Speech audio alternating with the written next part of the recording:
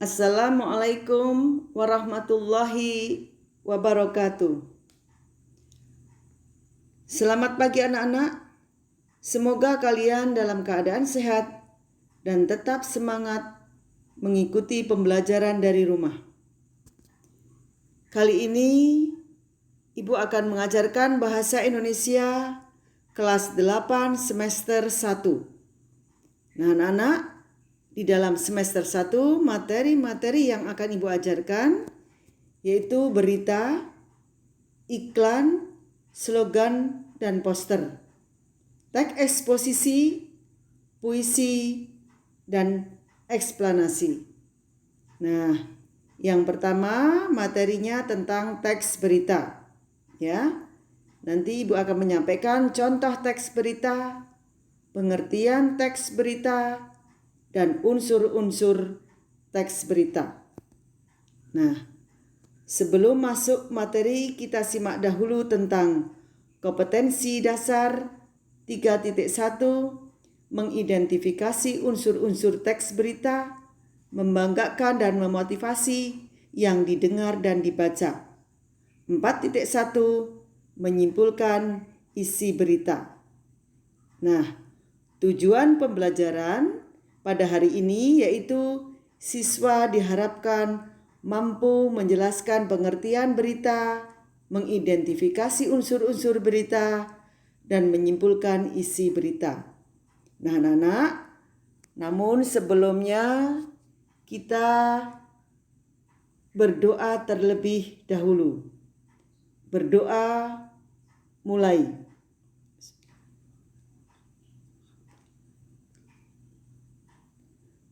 Berdoa selesai. Nah anak-anak, terbayang gak sih kalian jika mendengar kata berita?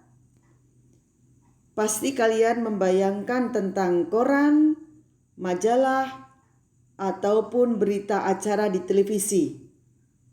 Tetapi kalian dapat dengan mudah mendapatkan di portal berita atau di web internet. Nah anak-anak,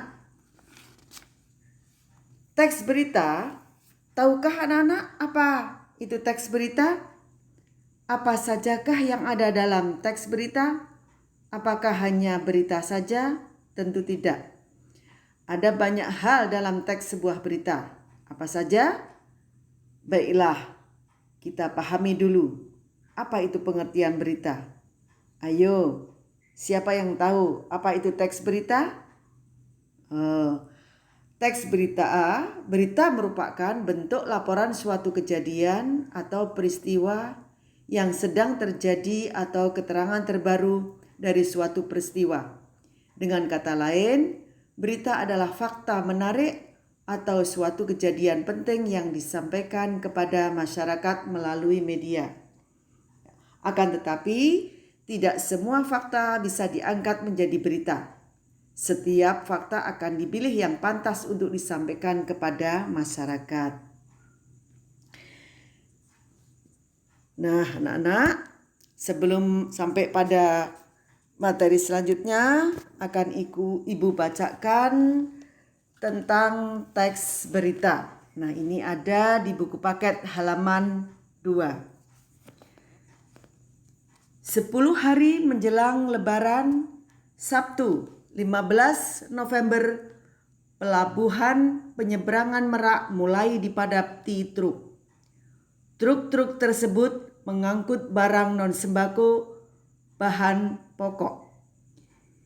Tingginya arus truk dalam 2 hari terakhir berkaitan dengan adanya larangan melintas bagi truk non-sembako, bahan pokok, pada tanggal 21 sampai 25 November.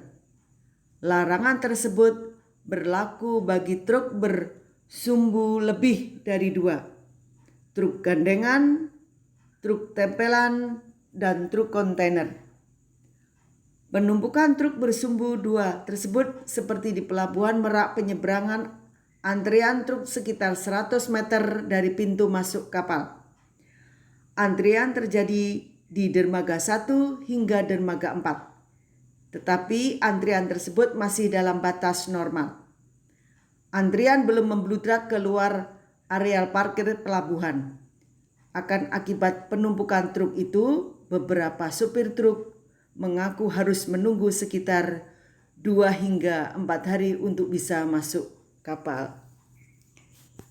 Nah, Nana, baiklah, itu tadi tentang teks berita peristiwa menjelang Lebaran. Kita akan mencermati tentang unsur-unsur berita. Nah, Nana, unsur-unsur teks berita. Yang pertama, peristiwa apa yang terjadi? Siapa yang mengalami peristiwa itu? Di mana peristiwa itu terjadi? Kapan peristiwa itu terjadi? Mengapa peristiwa itu terjadi? Bagaimana proses terjadinya peristiwa? Nah,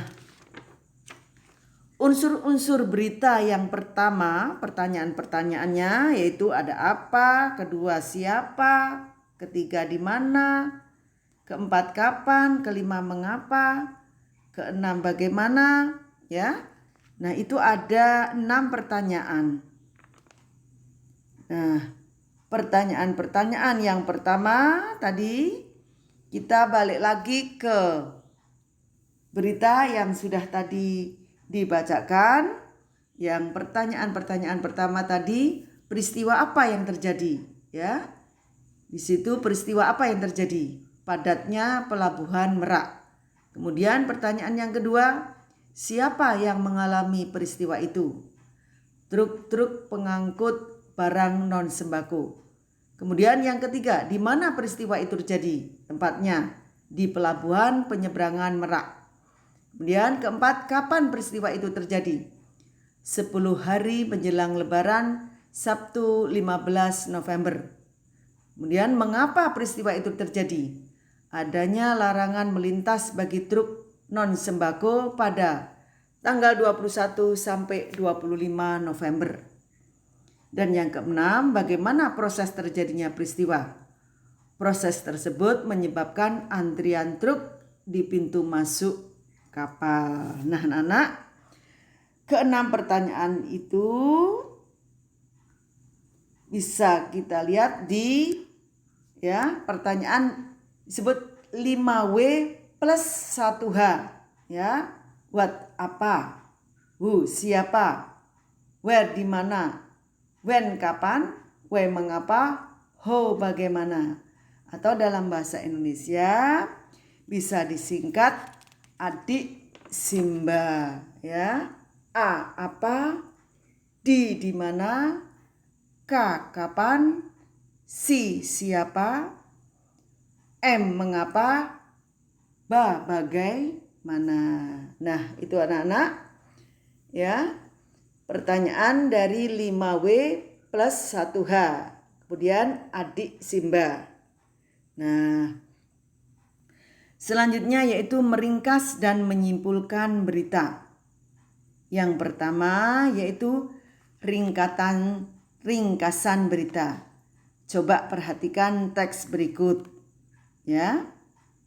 Nah, yaitu merupakan ringkasan dari berita kondisi pelabuhan Merak menjelang Lebaran.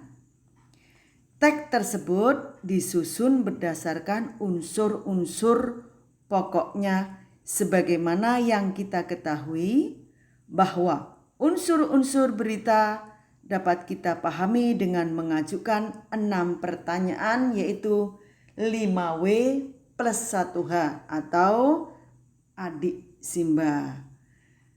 Keenam kata tanya itulah yang dapat memandu kita di dalam menemukan unsur-unsur berita tersebut.